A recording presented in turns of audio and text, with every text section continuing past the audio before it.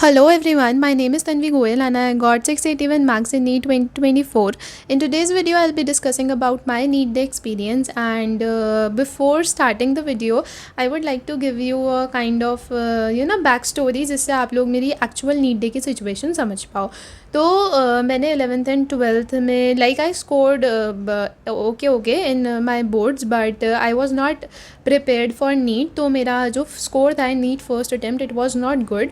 So I decided to take a drop in like after I came back home after giving my first attempt. So after I came back home, मैंने सोचा okay अब पढ़ेंगे, but वही same चीज़ की 11th and 12th में जो confusion थी कि क्या पढ़ना है कैसे पढ़ना है, वो तभी भी सेम ही थी. तो वो ऐसा कंटिन्यू होती रही एंड देन मेरी ऐसा लाइक मई टू सितंबर भी कुछ अच्छे से पढ़ाई नहीं हो पाई. तो आप ऐसा कह सकते हो कि मैंने लाइक एक्चुअली जो नीट के लिए एकदम ऐसा डेडिकेटेडली पढ़ा है वो सिर्फ 7 months में ही पढ़ा है. Like once I was sleeping, like I was not sleeping but I was about to go to sleep, and तभी मेरे को ऐसा रियलाइजेशन हुआ कि लाइक अभी मैं जितना पढ़ रही हूँ इट इज़ नॉट इनफ. तो मैंने ऐसे डिसाइड करा ओके अब मैं प्रॉपर एक कल से टाइम टेबल फॉलो करूँगी एंड जो जो चीज़ें पढ़नी है लाइक टू द पॉइंट सिर्फ वही पढ़ूँगी एंड उसी से ही मेरा नीट हो सकता है कि वो क्लियर होगा. तो फिर मैंने ऐसा 7 months बहुत अच्छे से पढ़ा एंड आउटकम तो आप देख ही रहे हो. तो जैसे मैंने कहा कि अगर मैं कोई भी एग्ज़ाम देने जा रही हूँ तो मुझे चाहिए होता है कि on the exam day I want to be confident enough, like not over confident but confident इतना कि हाँ मैंने अपना 100% दिया है. मैं जितना दे सकती थी, चाहे मैंने ना सोया हो, चाहे मैंने ऐसा दिन में 20 घंटा पढ़ा हो, लाइक कुछ भी किया हो, बट मेरे को वो कॉन्फिडेंस एक चाहिए होता है जो ऑब्वियसली फ़र्स्ट अटैम्प्ट में नहीं था. तो but like in my second attempt ऐसा by the end of April I was confident. Like मेरे को वो खुद से कॉन्फिडेंस फील हो रहा था जो मुझे जो फर्स्ट अटैम्प्ट में कहीं ना कहीं एब्सेंट था. तो वो बहुत ही एक अच्छी बात है. बट अगर मैं बात करूँ स्लीप की, तो ये होता ही है कि एग्ज़ाम से थोड़े दिन पहले सबकी नींद चली जाती है. तो जैसे कि मेरा एग्ज़ाम 5th May को था, तो ऐसा था कि 1-2 तक तो मुझे अच्छी नींद आ रही थी, लाइक अच्छे से जो प्रॉपर स्लीप चाहिए होती है वो मुझे ऐसे 2nd May तक मिली. बट उसके बाद फिर ऐसा 2 की रात को, 3 की रात को, 4 की रात को मुझे बिल्कुल भी अच्छे से नींद नहीं आई क्योंकि वही एग्ज़ाम का स्ट्रेस इतना हो रहा था. तो जैसे कुछ लोग होते हैं जो एग्ज़ाम देने जाते हैं एंड लाइक एग्ज़ाम से एक दिन पहले भी सैम्पल पेपर सॉल्व करके जाते हैं, मैं ऐसे नहीं करती. तो मैंने एग्ज़ाम से पूरा एक हफ़्ता अपनी पूरी रिवीजन को दिया, like 3 days for bio, 1 for physics and 2 to 3 for chemistry. तो बेसिकली मैंने पूरा 1 week में रिवीजन ही करी. तो जब मैं ऐसा 3 की रात को सोने गई तो ये था कि हाँ मेरे को 4 को उठ के सुबह रिवीजन करनी है एंड वो मेरा केमिस्ट्री का लास्ट डे ऑफ रिवीजन होगा क्योंकि 5th को एग्ज़ाम है. बट मुझे 3 की रात को नींद आई ही नहीं एंड मुझे ऐसा नींद आनी शुरू हुई 5:30 to 6 अराउंड. तो मैं 5:30 to 6 अराउंड सोने गई एंड उसके बाद फिर मैं 12 बजे उठी. तो मुझे तभी स्ट्रेस होना स्टार्ट हो गया क्योंकि मैंने ये सोचा था कि जैसे एग्ज़ाम 5 को है तो मैंने सोचा था कि एग्ज़ाम देने से पहले मैं कुछ भी नहीं पढ़ूंगी, मतलब 5 को एग्ज़ाम है तो 5 को मैं कुछ भी नहीं पढ़ूंगी. तो अब क्योंकि मैं 12 बजे उठी तो मुझे लगा कि यार मेरी केमिस्ट्री की रिवीजन रहती है तो अब ये पूरी नहीं हो पाएगी, तो फिर मेरे को एग्ज़ाम डे पे भी पढ़ना पड़ेगा. बट आई डोंट नो मेरा वो जो पोर्शन था वो कैसे 9 बजे रात को 9 बजे तक ख़त्म हो गया. लाइक मुझे तो लगता है कि ऐसा गॉड ने कुछ सुपर पावर्स ही दी होंगी मुझे कि वो जो मेरा जितना भी केमिस्ट्री का रिवीजन का पोर्शन रहता था वो रात को 9 बजे तक ख़त्म हो गया. तो मैं तो बहुत ही हैप्पी थी, मतलब कि जब आपकी रिवीजन कंप्लीट हो जाए उससे ज़्यादा रिलैक्स्ड आप कभी फील करोगे. बट स्ट्रेस तो तब भी था ही. अब यहाँ पे जो स्ट्रेस है वो रिवीजन का स्ट्रेस नहीं था. अब यहाँ पे स्ट्रेस ये है कि आपका नेक्स्ट डे एग्ज़ाम है, आपके ऐसा आंखों के सामने पूरा 1 साल आ रहा होता है, लाइक 11th एंड 12th भी है बट ड्रॉप तो आपने पर्टिकुलरली इस चीज़ के लिए लिया है ना. तो वो जो पूरा 1 साल है ना वो ऐसा आपकी आंखों के सामने आ रहा होता है. आपको स्ट्रेस इतना हो जाता है कि जो मैंने पूरा 1 साल पढ़ा है पता नहीं अब क्या होगा, एग्ज़ाम ईजी आएगा, टफ आएगा, एग्ज़ाम हो पाएगा नहीं हो पाएगा, OMR तो गलत फिल नहीं हो जाएगी. तो बहुत स्ट्रेस होता है. एंड पता है क्या होता है, इनिशियली अगर आपने नीट देने का डिसाइड करा होता है ना फैमिली प्रेशर में भी, बट उसके बाद जब आप पूरा 1 साल अगर आप ड्रॉप को दे रहे हो ना तो उसके बाद ना वो कहीं ना कहीं वो फीलिंग आ जाती है कि हाँ यार मुझे डॉक्टर तो बनना ही है. एंड ये तो उनकी बात कर रही हूँ मैं जिनका फैमिली प्रेशर होता है, जिनको खुद से डॉक्टर बनना होता है उनके लिए बहुत ही हो जाता है कि यार यही एक दिन है, एक दिन भी नहीं, यही 3 घंटा 20 मिनट है जिससे डिसाइड होगा कि मैं ऐसा तन्वी गोयल से ऐसा डॉक्टर तन्वी हो पाऊँगी कि नहीं हो पाऊँगी. तो वो ना बहुत ही लाइक बहुत ही ये तो स्ट्रेस होगा ही, बट इस स्ट्रेस का ड्रॉबैक ये है कि आपकी नींद चली जाती है। तो आपको लगता है कि शायद अब आप एग्ज़ाम के टाइम पे उतने फ्रेश, उतने एनर्जेटिक नहीं हो पाओगे जितना आप हो पाते अगर आपको प्रॉपर 8 आवर्स ऑफ स्लीप मिली होती तो। प्लस यहाँ पे पेरेंट्स का स्ट्रेस होता है कि अगर एग्ज़ाम अच्छा नहीं गया तो आप बाहर आके पेरेंट्स को क्या रिप्लाई दोगे, ऐसा पेरेंट्स को क्या बोलोगे, अगर आपका एग्ज़ाम नहीं हुआ तो रिलेटिव्स पेरेंट्स को क्या बोलेंगे, लाइक तो ये बहुत ही स्ट्रेस हो जाता है। रिलेटिव्स वाली चीज़ फिर भी सेकेंडरी हो जाती है, if your parents know how to ignore the relatives, but अगर वो भी नहीं पता आपके पेरेंट्स को तो वो भी फिर चीज़ प्राइमरी में ही आ जाती है। एंड ये तो बहुत ज़्यादा ही स्ट्रेस होता है कि अगर आपका एग्ज़ाम अच्छा नहीं हो तो आप बाहर आके पेरेंट्स को क्या बोलोगे, क्योंकि पता है वो ना थोड़ी सी ना रियलाइजेशन कि एग्ज़ाम कैसा गया है वो हो जाती है। उसके बाद फिर आती है फाइनली ऐसा 4 की रात, जब मेरा केमिस्ट्री की रिविज़न पूरी हो चुकी है। अब 4 को रात में सोना चाहिए आइडियली मेरे को ऐसा 8 आवर्स, बट मुझे अगेन स्ट्रेस की वजह से नींद ही नहीं आई। तो 4 की रात को मुझे नींद नहीं आई और मुझे फाइनली नींद आई ऐसा 3:30 और 4 अराउंड जाके। एंड क्योंकि जो एग्ज़ाम टाइमिंग थी वो 2 थी, like 2 to 5:20। 1:30 gate closing time था, तो आप 1 तक तो पहुँचोगे ही सेंटर पे। तो 8 बजे उठना था, तो 8 बजे उठी और लाइक ऐसा रात में 3:34 अराउंड सोई। तो मैं अपना नीट का एग्ज़ाम देने गई हूँ 4 to 4.5 आवर्स ऑफ स्लीप में। तो पहले तो मुझे लग रहा था कि पता नहीं नींद आएगी नहीं आएगी एग्ज़ाम के टाइम पे, बट फिर ऐसा लगा कि जो एग्ज़ाम का स्ट्रेस जितना है ना, नीट एग्ज़ाम के टाइम पे भी नहीं आने वाली। अगर रात में नहीं आ रही ना तो फिर एग्ज़ाम के टाइम पे भी नहीं आएगी। तो फिर उठे, डॉक्यूमेंट्स वगैरह देखे जो पहले ऑलरेडी एक दिन पहले रखने चाहिए सबको, और मैंने भी रख रखे थे, तो उनको एक बार दोबारा से रीचेक किया। एंड पता नहीं मेरे साथ ऐसा क्यों होता है जब भी मैं ऐसे एग्ज़ाम्स देने जाती हूँ, लाइक मैंने जेईई भी दिया है, तो मुझे ना ये लगता है कि मेरे जो पॉकेट्स हैं ना उनके अंदर कुछ ना कुछ ऐसा मेरा ना कुछ नोटबुक का पेज वगैरह ना रह जाए जिसकी वजह से मैं डिस्क्वालीफाई हो जाऊँ एग्ज़ाम से। तो मुझे पता नहीं क्यों लगता रहता है। तो मैंने ऐसे डॉक्यूमेंट्स रखे, मैं तो बार बार अपनी पॉकेट्स चेक करती रहती हूँ। उसके बाद फिर मैंने ड्रेस कोड के अकॉर्डिंग कपड़े पहने जो बहुत इंपॉर्टेंट है, क्योंकि वही चीज़ आपकी सबसे पहले चेक होती है। एंड ऑल्सो यहाँ पे अब जो एक चीज़ आ जाती है वो ये है कि 5 को एग्ज़ाम था, so I got my periods on 4th May and I have very heavy bleeding on my second day, तो which is my NEET day. तो उसका भी थोड़ा स्ट्रेस था कि पता नहीं क्या होगा, क्योंकि ये तो बात थी कि सेंटर पे एसी तो नहीं चलने वाले, लाइक भरी दोपहरी में आप एग्ज़ाम ले रहे हो, अगर क्लास में एसी है भी तो भी वो एसी नहीं चला रहे। Like my school, like my centre, it was fully ऐसा उसके अंदर फुल्ली एयर कंडीशनर्स इंस्टॉल्ड थे, बट तब भी उन्होंने वो नहीं चलाए। तो वो तो थोड़ी चीज़ थी ऐसी, जान से पहले भी ऑब्वियसली नहीं चलाने वाले हैं। तो बट मैंने सोचा कि I won't let my periods stop me from giving my best in the exam, क्योंकि लाइक ऑब्वियसली लाइक जो और विमेंस होती है लाइक जो ऐसा the women which serve our nation, तो ऑब्वियसली वो उनको भी इस चीज़ के लिए कोई लीव थोड़ी मिलती है। तो मैंने सोचा कि ओके इस चीज़ को ऐसा इग्नोर करते हुए stay dedicated for the exam. उसके बाद फिर हम ऐसा फाइनली निकले घर से। एंड ये होता है कि जितना दूर आपका सेंटर होता है ना उतनी ज़्यादा ऐसा विद डिस्टेंस आपकी एंग्जाइटी इंक्रीज़ होती रहती है। बट लकीली इस टाइम पे मेरा जो सेंटर था वो ओनली हाफ एन आवर ही दूर था, तो we reached our centre on time. उसके बाद फिर हमने ऐसा स्पॉट डिसाइड करा, लाइक मेरे पेरेंट्स एंड छोटा भाई मेरे को छोड़ने गई थी सेंटर पे, तो हमने पहले स्पॉट डिसाइड करा कि आफ्टर एग्ज़ाम, क्योंकि बहुत रश हो जाते तो हम कहाँ मिलेंगे। उसके बाद फिर मैंने ऐसे सारे डॉक्यूमेंट्स फोल्डर से बाहर निकाले। एंड लास्ट ईयर जब मैं नीट देने गई थी तो they allowed me to carry my water bottle, but इस बार इन्होंने जो ट्रांसपेरेंट वाटर बॉटल थी उसको भी बाहर रख लिया। इतनी गर्मी में इन्होंने हैंडकरचीफ भी नहीं लेके जाने दिए। तो पहले तो ये सारी जो चीज़ें थी ये बाहर गेट पे ही चेक हो गए। उसके बाद ऐसे पेरेंट्स को 4-5 बार बाय बोला, उसके बाद फिर अंदर गए, फिर चेकिंग हुई, उन्होंने ऐसे बाल वाल सब कुछ कपड़े अच्छे से चेक किए। उसके बाद फिर लाइक बायोमेट्रिक्स हुआ पूरा, जिसमें थंब इम्प्रेशन लेते हैं, पिक्चर क्लिक करते हैं। देन मैंने अपना रूम देखा कि रूम नंबर क्या है मेरा, एंड देन मैं क्लास में जाके बैठ गई। तो लाइक 1:30 गेट क्लोजिंग टाइम था, 2 पेपर स्टार्ट होना था। 1:30 गेट क्लोजिंग टाइम था, जैसे 1:10 तक तो पहुँच ही गई थी। तो ये जो 40-50 मिनट्स का टाइम होता है ना, आपको लाइक लगता होगा कि टाइम पास के लिए होता है, बट ये जो 40-50 मिनट्स का टाइम होता है बहुत ज़्यादा क्रूशियल होता है, क्योंकि अभी तक आपने जितने भी मॉक दिए हैं वो आपने घर पे रह के दिए हैं, आपने कोचिंग में दिए हैं।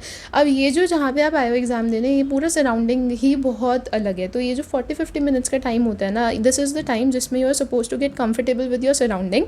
तो मैं क्लास में गई, मैं अपनी सीट पे बैठ गई, मैंने डॉक्यूमेंट्स रखे अपने। एंड जो एक चीज़ मुझे अच्छी लगी वो ये लगी, ये बेंच के नीचे लाइक एक और होता है ना जहाँ पे आप सामान रख सकते हो, वो बेस्ट है क्योंकि फ़ैन ऑन होते हैं तो उसके अंदर पेपर ही उड़ते रहते हैं। तो वो ठीक है कि आपने नीचे रख दिया। और फिर जब क्लास में बैठने के बाद जो सबसे पहले नज़र जाती है ना, वो जाती है क्लॉक को ढूंढने में कि रूम में क्लॉक कहाँ पे है। So now you have to do one thing, imagine my sitting arrangement in your mind. तो 1 रो, 2 रो, 3rd रो में मैं हूँ on 2nd bench, and then 4th row. तो जो लाइक 3rd रो में मैं हूँ on 2nd bench, 2nd bench 4th रो का मेरे साथ में। देन उसके पीछे लाइक 4th 5th जो बेंच है साइड वाली रो का, वो जो 4th 5th बेंच है उसके ऊपर लगी हुई है क्लॉक। तो अगर अब मुझे टाइम देखना है तो मुझे ऐसे नहीं देखना है, मुझे ऐसे टाइम देखना है। तो मैंने पहले एग्ज़ाम स्टार्ट होने से पहले 15-20 बार मैंने टाइम देख लिया होगा, क्योंकि कभी कभी ना ये जो क्लॉक्स होती है ना इनमें टाइम देखने में कन्फ्यूजन हो जाती है। तो मैंने 15-20 बार तब देख लिया। एग्ज़ाम में भी मैंने बहुत बार टाइम देखा, because for me time matters. तो मैंने बहुत बार टाइम देखा। And for the first time मैं नीट का एग्ज़ाम देके घर आई, मुझे राइट साइड पे नेक में इतना पेन हुआ है ना, लाइक ये फर्स्ट टाइम था कि मैंने ऐसा बॉडी पेन एक्सपीरियंस किया हो। तो मतलब इससे आप ये सोच सकते हो कि मैंने टाइम बहुत बार देखा था एग्ज़ाम में। टाइम मैटर्स भाई, टाइम मैटर्स। उसके बाद फिर दूसरी चीज़ है कि आप अपने चेयर टेबल के साथ कंफर्टेबल हो जाओ। जो चेयर थी बिल्कुल कंफर्टेबल नहीं थी वो, लाइक तभी वही मैंने कहा कि जो 40-50 मिनट्स का टाइम है ना उसमें you are suppose to get comfortable with your surrounding. Chair बिल्कुल कंफर्टेबल नहीं थी। आपको अब सोचना है कि आपको अब 3 या 20 मिनट्स यहीं बैठ के पेपर देना है। उसके बाद like I normally wear specs. तो मैंने ये डिसाइड करा कि ड्यूरिंग एग्ज़ाम मेरे को स्पेक्स पहनने नहीं पहनने, तो मैंने डिसाइड करा कि मैं नहीं पहनूंगी स्पेक्स। उसके बाद फिर एग्ज़ाम स्टार्ट होने से ऐसा 20 मिनट्स पहले आप वॉशरूम चले जाओ। एंड फाइनली फिर जब 1:55 हो जाते हैं तब सब बच्चे सोचते हैं कि अब हमें क्वेश्चन पेपर मिलेंगे, अब हमें क्वेश्चन पेपर मिलेंगे। बट 1:55 तक उन्होंने कोई क्वेश्चन पेपर डिस्ट्रीब्यूट करे नहीं। ऐसा 1:57-1:58 तक जाके उन्होंने ऐसा क्वेश्चन पेपर डिस्ट्रीब्यूट करना सोचा कि हाँ अब हमें कर देने चाहिए। एंड सीरियसली उस टाइम पे क्लास में जितने भी बच्चे थे वो सब टाइम देख रहे थे कि ये कब डिस्ट्रीब्यूट करेंगे। एंड ये होता है कि देखो, अगर आप ये नेशनल लेवल एग्ज़ाम्स कंडक्ट करा रहे हो तो जो इन्विजिलेटर्स हैं वो थोड़े अच्छे होने चाहिए। लाइक जो मेरी क्लास में इन्विजिलेटर्स थे उनको लग रहा था कि ये उनके स्कूल का कोई PT1 या टर्म 1 हो रहा होगा। लाइक ज़्यादा से ज़्यादा फाइनल एग्ज़ाम्स हो रहे होंगे, ऐसा प्राइमरी या सेकेंडरी जो आपका सेक्शन है उसके। पूरे time they were talking to each other, they were gossiping, and ऐसा खी तो उनका चालू ही था। तो आप ये तो सोच के चलो कि ज़रूरी नहीं है कि एग्ज़ाम सेंटर पे आपको शांति, एक जो एनवायरनमेंट आपको मिलना चाहिए वो मिलेगा नहीं मिलेगा। वहाँ पे टीचर्स कुछ भी बात करते हुए आपको सुनाई दे सकते हैं, और ये ज़रूरी भी नहीं है कि वो बीच में चुप हो सकता है उनकी जो उनको लगे कि ये जो 3 या 20 मिनट्स का एग्ज़ाम टाइम है उनका गॉसिपिंग टाइम है। तो आप इस चीज़ के लिए थोड़ा रेडी रहो। अब जो नीट के लाइक एग्ज़ाम स्टार्ट होने के बाद जो सबसे बड़ा स्ट्रेस होता है वो ये होता है कि आपके पास एक सिंगल OMR, एक सिंगल पेज है। अगर वो आपसे ख़राब हो जाता है आपको दूसरा नहीं मिलने वाला। तो जैसे मैंने बताया था कि इन्होंने इस बार वाटर बॉटल्स ले जाने नहीं दी थी, ट्रांसपेरेंट वाली भी नहीं ले जाने दी थी। तो अब इनको ऑब्वियसली अब अंदर तो कुछ वाटर अरेंजमेंट्स करनी थी।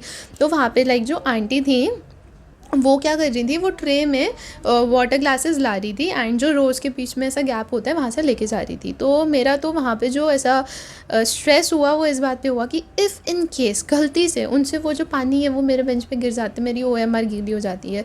तो वो जो है वो 4 to 5 टाइम्स आई होंगी एग्ज़ाम के टाइम पे। तो जब वो आ रही थी ना, मैं तो अपनी OMR हाइड कर रही थी, क्योंकि मुझे नहीं चाहिए कि मेरी या किसी और की गलती की वजह से मेरे को 1 साल को और ड्रॉप लेना पड़े, जो मुझे लेने का बिल्कुल मन नहीं है। तो जब वो आ रही थी मैं अपनी OMR हाइड कर रही थी। उसके बाद फिर क्या होता है कि जब आप अपना पेपर खोलते हो ना, एंड आप ऐसा बायो के सेक्शन पे जा रहे होते हो, तो जब आप पेजेस ऐसे टर्न कर रहे होते हो तब आपको क्वेश्चन पेपर देख के समझ आ जाता है आपका रिवीजन के लिए टाइम बचने वाला है कि नहीं बचने वाला है। तो मुझे समझ आ गया था मेरा टाइम नहीं बचने वाला, तो मैंने डिसाइड करा कि फिर मैं OMR साथ में फिल करूँगी। ये मैं घर से सोच के गई थी। तो बायो के सेक्शन में भी पहले बॉटनी का आता है, तो बॉटनी के अंदर मेरे को 4-5 क्वेश्चन डिफ़िकल्ट लगे। तो उसके बाद मेरा ऐसे थोड़ा कॉन्फिडेंस लो हुआ, बट मैंने सोचा कि नहीं कोई बात नहीं, हो सकता है बाकी का पेपर इजी हो। तो बॉटनी के अंदर मेरे को वो 4-5 क्वेश्चंस डिफ़िकल्ट लगे, बट मैंने बॉटनी की, जूलॉजी की, मतलब पूरी बायो के दोनों सेक्शन A and B करने के बाद मैंने बायो की OMR फिल करी। तो मेरा ऐसा अब half off the paper is done. And ये जो है मैंने पूरी बायो के क्वेश्चन सॉल्व किए एंड उनको OMR में मार्क कर लिया in 40 minutes. So in 40 minutes I did both the parts like question solving and OMR। उसके बाद I skip to chemistry section BA and then physics physics section B and then दोनों की OMR fill करी। Section B मैं हमेशा पहले prefer करती हूँ फिजिक्स एंड केमिस्ट्री की, बिकॉज उससे ना कॉन्फिडेंस बिल्डअप होता है। तो मैंने फिर दोनों के सेक्शन बी करे, उनकी OMR फिल करी। देन केमिस्ट्री का सेक्शन ए किया, उसकी OMR फिल करी। एंड देन फिजिक्स के सेक्शन ए पे जब मैं आई तो मेरे लिए टाइम बचा हुआ था 1 hour 20 minutes का। तो मेरे लिए 1 hour 20 minutes अप्रॉक्स का टाइम बचा हुआ था फॉर फिजिक्स सेक्शन ए, जो मुझे चाहिए था कि हाँ इतना टाइम मेरे पास हो, क्योंकि घर में भी मॉक्स में मेरे को मैक्सिमम टाइम लगता था फिजिक्स सेक्शन ए करने में। तो 1 hour 20 minutes का टाइम था, तो उसके अंदर मैंने अपने फिजिक्स का सेक्शन ए करा एंड उसको मैंने फिल किया। बट क्या होता है जब आप इतनी देर से एग्ज़ाम दे रहे हो 3 hour 20 minutes से, तो एक ना टाइम आता है जब आपका ब्रेन काम करना बंद कर देता है। तो वो मेरा टाइम आया जब मेरा फिज़िक्स का सिर्फ एक क्वेश्चन बचा हुआ था एंड तब मुझे ऐसा लगा कि भाई अब नहीं हो रहा है। तो जब मेरा फ़िज़िक्स का वही एक क्वेश्चन बचा था ना, उसी एक क्वेश्चन की OMR बची थी, बाकी मेरी पूरी OMR फिल हो चुकी थी तब तक।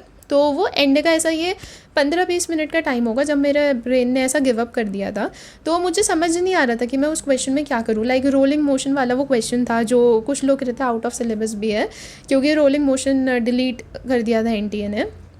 तो फिर मैंने फाइनली डिसाइड किया कि मैं इस क्वेश्चन को छोड़ रही हूँ। तो यही एक क्वेश्चन है जो मैंने अपने पूरे एग्जाम में छोड़ा एंड मुझे लगता है कि शायद अगर ये क्वेश्चन मैं पहले अटैम्प्ट करती तो मैं कर देती, बट एंड में ब्रेन ने काम करना बंद कर दिया था।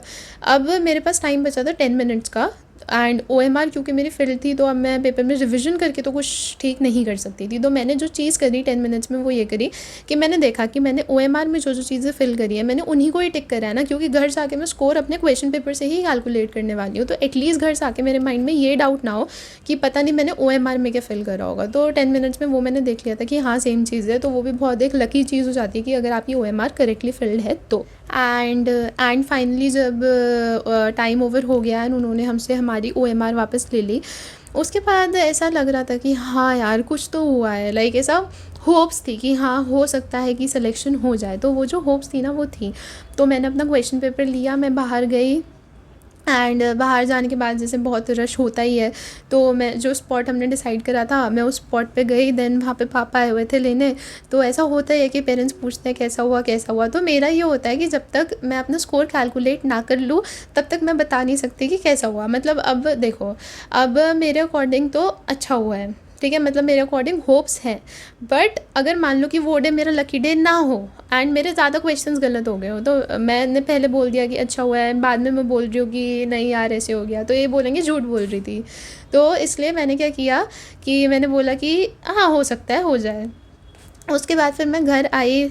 घर आने के बाद मैंने जैसे एलन की है ना काश की आंसर कीज़ आ जाती है, तो मैंने उनकी आंसर कीज़ से क्रॉस चेक किया, क्योंकि इतना पेशेंस तो मेरे में नहीं था कि मैं NTA की ऑफिशियल आंसर की का वेट करूं।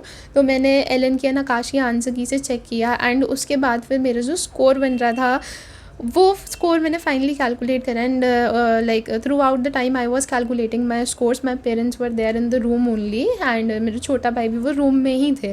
तो मैं साथ में कैलकुलेट करी थी। तो जैसे जैसे मेरा एक एक क्वेश्चन ठीक होता जा रहा था ना, मेरे ऐसे दिल की धड़कनें इंक्रीज़ होती जा रही थी कि हाँ ठीक है ठीक है ठीक है ठीक है। तो मैं तो बहुत ही हैप्पी थी। एंड जब मैंने फाइनली इनको स्कोर बताया तो ये भी बहुत खुश थे। बट इनको स्टिल जो डाउट था मेरे पेरेंट्स को वो इस चीज़ का था कि मैंने OMR तो गलत नहीं फिल करी। अब मैंने बोल रही हूँ मैं 10 मिनट में OMR ही चेक करके आई हूँ, बट पेरेंट्स होते हैं ना बच्चों पे डाउट करते हैं, अपने बच्चों पे डाउट करते हैं। तो एंड फाइनली फिर मैंने ऐसा एलन एंड आकाशी आंसर की से अपना स्कोर कैलकुलेट करा एंड फिर उस दिन रात को मेरे को फाइनली नींद आई। तो मुझे बहुत अच्छा लगा सो के।